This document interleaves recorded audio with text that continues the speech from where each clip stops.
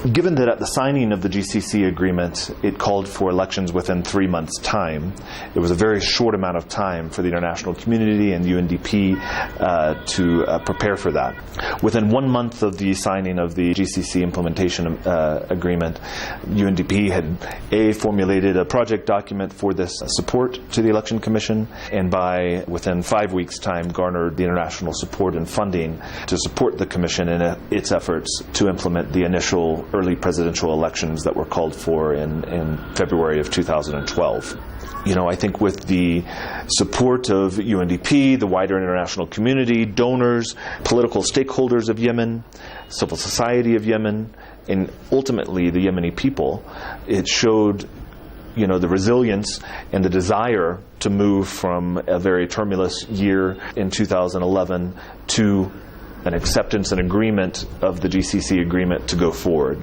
And I think that's typified in the participation of the Yemeni people on election day that happened just 3 months after the signing of the implementation mechanism.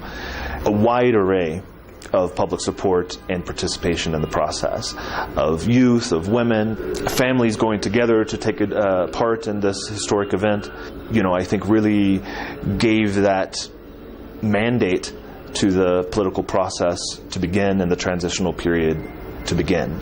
And you saw the elections happen with largely a lack of serious security incidents across the country. While there were isolated few, it was nothing to the degree that could have been expected or that the Yemeni and international community had potentially even planned for. So I think that is largely, let's say, in that. This project, UNDP's project, was split into 2 phases. Largely, phase 1 to support the early presidential elections. That was largely the initial focus because of a time constraint within 3 months. So that was really where all energy and focus needed to be put on, to garner international and public support for the elections and to ensure the successful implementation of those elections to be conducted. Phase 2, which is where we are now, is looking at all other electoral processes in the transitional period.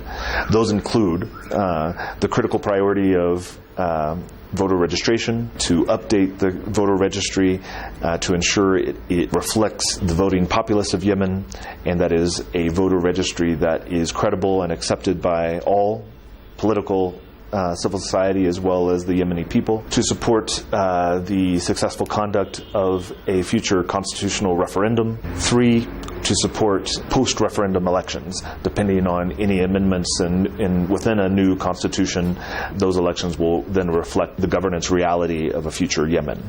I think UNDP's support and specifically this project in garnering and coordinating wider international support, but also public support, and ensuring that the Election Commission and assisting the Election Commission in the conduct of the elections, and also assisting the Election Commission in the relationships with the Yemeni public to ensure it's built on trust with political parties, civil society, and the people, is really crucial to the entire transitional process.